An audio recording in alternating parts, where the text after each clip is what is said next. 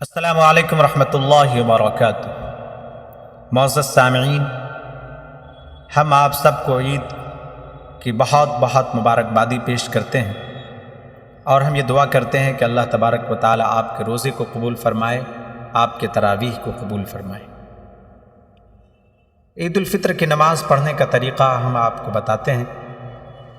عید الفطر کی نیت کو جس طرح سے کرتے ہیں کہ میں نیت کرتا ہوں 2 رکعت عید الفطر کی واجب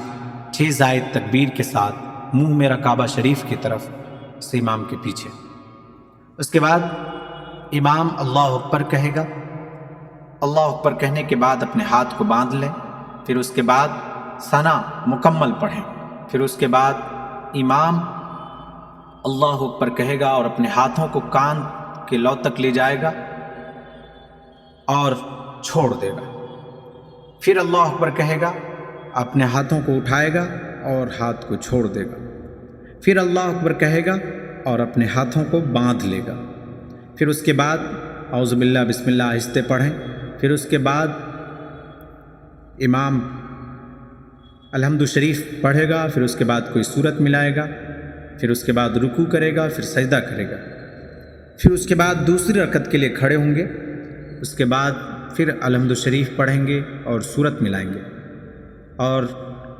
جب سورت ملا لیں گے تو اب پھر اللہ اکبر کہیں گے اور اپنے ہاتھوں کو اٹھائیں گے،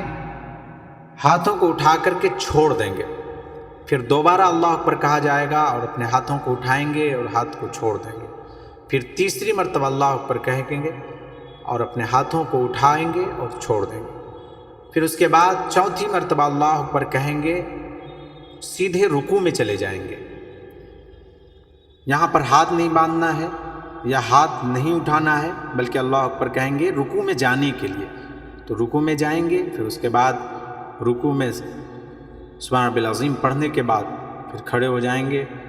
پھر سجدہ کریں گے، سجدہ کرنے کے بعد تحیات درود شریف دعائے معصورہ پڑھ کر اپنی نماز کو مکمل کر لیں گے۔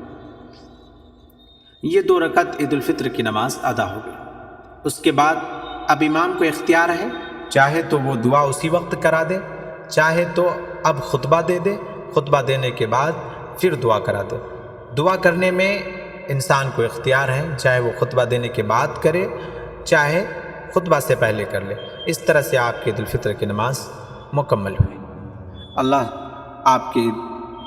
سارے پریشانیوں کو دور فرمائیں اور آپ کی نمازوں کو قبول فرمائیں۔